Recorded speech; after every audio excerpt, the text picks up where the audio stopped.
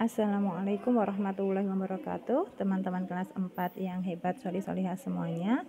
Alhamdulillah, kali ini kita berjumpa kembali ya untuk belajar tematik kembali.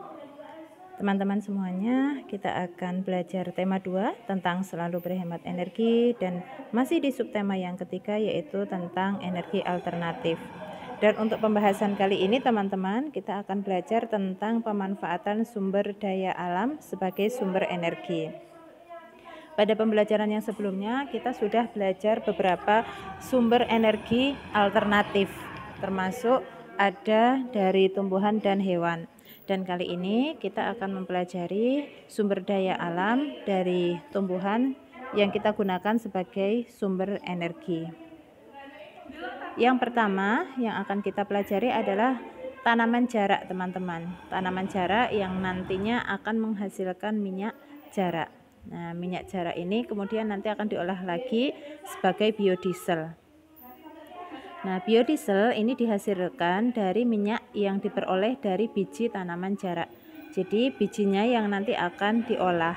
Proses pembuatan minyak jarak dimulai dari biji jarak yang sudah kering, dipres menggunakan mesin diesel 1 silinder sehingga menghasilkan minyak jarak kasar dan bungkil atau ampasnya.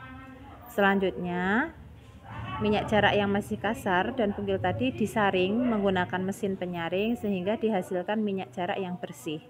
Setelah itu dilakukan proses pemurnian terhadap minyak jarak yang sudah bersih sampai menghasilkan minyak jarak yang murni dan nantinya siap untuk dijual. Kemudian minyak jarak ini tidak hanya dimanfaatkan sebagai biodiesel saja teman-teman, tetapi minyak jarak juga bisa dimanfaatkan sebagai minyak rambut, sebagai minyak pijat juga. Nah, itu untuk beberapa kegunaan minyak jarak. Tanaman yang kedua, sumber daya alam yang ada di Indonesia yang kedua yang bisa dimanfaatkan sebagai sumber energi adalah tanaman singkong yang banyak kita temui. Nah, singkong ini juga sering disebut sebagai ubi kayu. Kenapa? Karena singkong mempunyai umbi yang terdapat pada pangkalan batang pohon singkong.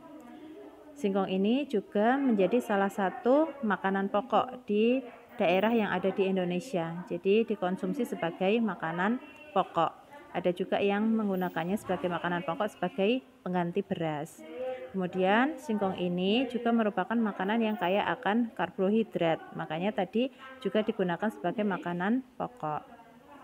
Kandungan yang ada pada tanaman singkong ada protein, vitamin C, kalsium, fosfor, kalori, lemak, zat besi, vitamin B1, magnesium, dan seng. Kemudian tanaman singkong ini hampir semuanya bisa kita manfaatkan teman-teman, mulai dari umbinya sampai daunnya.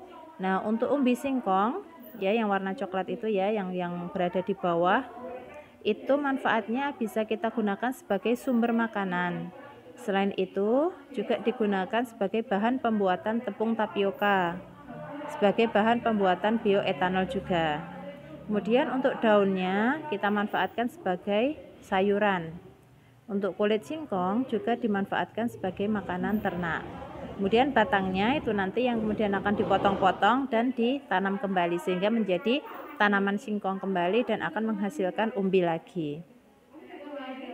Ini ada beberapa makanan olahan singkong teman-teman, bisa diperhatikan ya untuk gambar-gambarnya. Nah, ada keripik singkong, kemudian ada getuk, ada tape, ada donat, ada combro, kemudian ada misro. Nah, jadi banyak sekali makanan olahan yang dibuat dari singkong. Selain itu, singkong tadi juga bisa dimanfaatkan untuk bahan pembuatan bioetanol, teman-teman. Nah, bioetanol itu apa? Bioetanol itu adalah sebuah bahan bakar alternatif yang diolah dari tumbuhan. Jadi ada banyak sekali tumbuhan-tumbuhan selain singkong nanti juga bisa dimanfaatkan dibuat bioetanol. Nah, kemudian bioetanol ini juga memiliki keunggulan mampu menurunkan emisi karbon dioksida atau CO2 hingga 18%. Nah, selain singkong ya, ada tanaman yang menghasilkan bioetanol yang lain, ada tebu, ada nira, ada sorghum, kemudian ada garut, ubi jalar, sagu, jagung, jerami, bonggol jagung, dan kayu. Dan manfaat bioetanol ini adalah sebagai bahan bakar minyak.